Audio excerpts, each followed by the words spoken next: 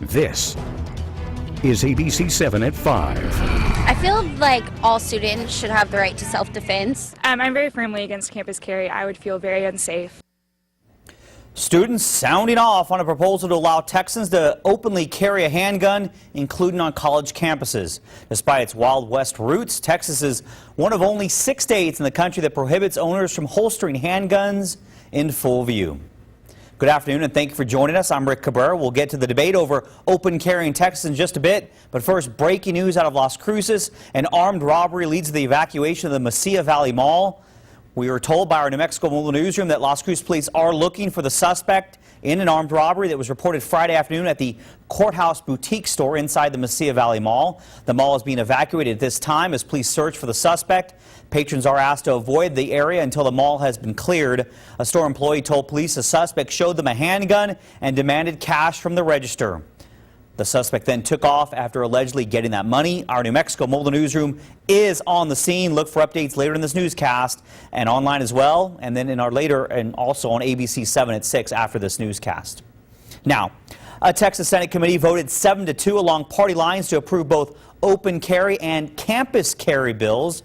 Experts say that likely fast-tracks the proposals for a full Senate vote when Texas lawmakers can begin passing bills next month. So what does that mean for the average Texan? ABC-7's Andrew J. Polk has our top story. Andrew? Rick, gun rights have been a hot-button topic at the state level during this legislative session, and now these two bills could move to the Senate floor within about a month or so. Now, previously it took 2/3 of the Senate to bring up a bill for discussion, meaning the 11 Democrats in the Senate right now could block anything they were unanimous on. But now it only takes 19 out of 31 senators to start debate on a bill, and the 20 Republicans in the Senate right now could easily do that.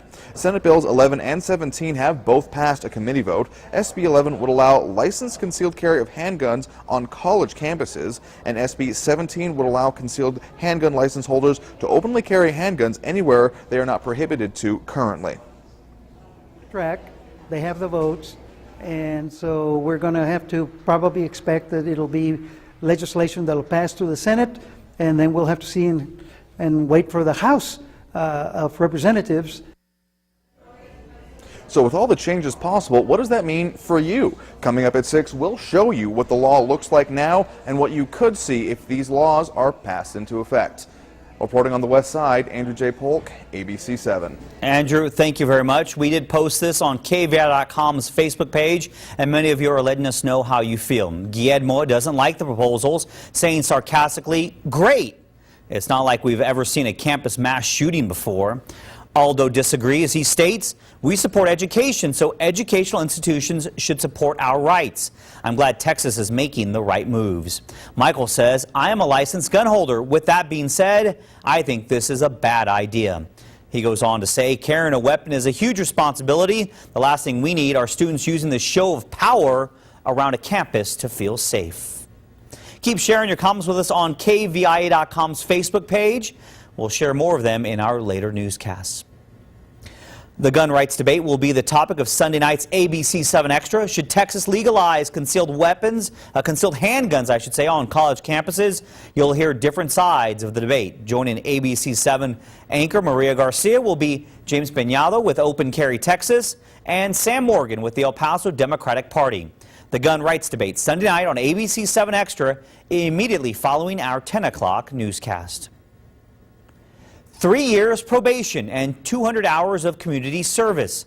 ABC-7 has learned that is the punishment handed down to Carlos Castañon after he pleaded guilty to making a terroristic threat. Police arrested the 18-year-old Sunland Park man last month. He posted a photo of a shotgun on social media and then wrote, quote, "For those at El Dorado." At the time of the incident, Socorro district officials told us parents and students tipped them off to the threat. The school had a heavy security presence the next day. At school, Castañon is not a student at El Dorado. The uncle of the former Marine on trial for the killing of American sniper author Chris Kyle says he and his nephew smoked marijuana together before the shootings. James Watson testified Friday the girlfriend of his nephew, Eddie Ray Routh, called him the morning of the shootings. She told him she was worried about Routh after they got into a fight. Watson told the jury he visited his nephew and they talked about life while smoking pot. He says he went home and took a nap, only to be awakened later by Ralph, who showed him a 9mm handgun and the black truck he was driving. Ralph told his uncle he was, quote, driving a dead man's truck. President Obama is condemning the, quote, outrageous murders of 3 Muslim college students in North Carolina. Obama says no one in America should ever be targeted because of who they are, what they look like, or how they worship.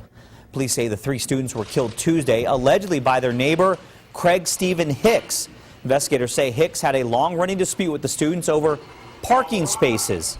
Muslim leaders say they are worried about what they perceive as an increase in violence against Muslims. We are concerned that the rising anti-Muslim rhetoric in our society may have encouraged some to commit violence against American Muslims. So we urge the law enforcement to investigate this case as a possible hate crime.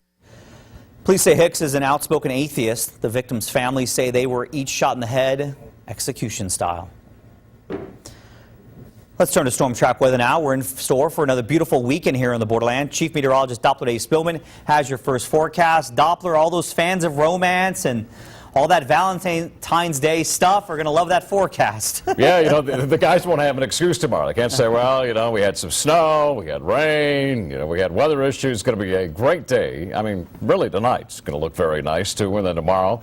And then beginning Sunday, we'll start to see some of the changes. But let's go ahead and take a look at our latest future track computer model. And as we run the model, beginning at 6 o'clock tonight, you can see some of the rain, some of the clouds down to the south of us. And as we continue to advance the model, you can see some of that rain beginning to lift towards north. Here we are at 1 o'clock tomorrow afternoon. And you can see all in all, we're looking pretty nice across southern New Mexico. Then here comes some of that rain, pushing a little bit farther to the north. We're going to stop it at 5 o'clock on Sunday morning. And could we see some of that rain move in here by Sunday afternoon and Sunday night? We're going to continue to advance the model, have another look at it, and talk about just what the temperatures will be like over your big weekend. It's all coming up, Rick. Doppler, thank you. We want to update you on that breaking news we told you about at the top of this newscast. The New Mexico Mobile Newsroom is following the story of an armed robbery at the Mesilla Valley Mall. Police have evacuated the mall, and the suspect is still on the loose. Let's check in with ABC-7's Josie Ortegon. She joins us live. Josie? Hi, Rick. Yes, we're here at Mesilla Valley Mall in Las Cruces. As you mentioned, the mall has been evacuated, and I want you to take a look here. Still a chaotic scene out here. Police are patrolling the area, trying to get people out of here. You can still see some employees and people walking around, but again, they are trying to clear this area because the suspect is still on the loose. Now, police say a man walked into the courthouse boutique just about an hour ago, showed an employee his handgun and demanded money. He fled the scene and no injuries were reported, but again, police say he is armed and dangerous. They describe him as a Hispanic male, 5 feet 8 inches tall, and was wearing a dark colored hoodie and blue jeans. Again, police are evacuating the scene here at Mesilla Valley Mall. And there is 5 o'clock traffic. There is a lot of traffic on Telshore because of this evacuation combined with all that 5 o'clock traffic. So please just be aware of this and avoid the area if possible. If you have any information on the suspect, please call police immediately. Rick, back to you. Let's hope they find him quickly. Josie, thank you for the latest. It's Friday the 13th, but many florists don't have time for superstitions today. Twice a year, Valentine's, Mother's Day, swamped.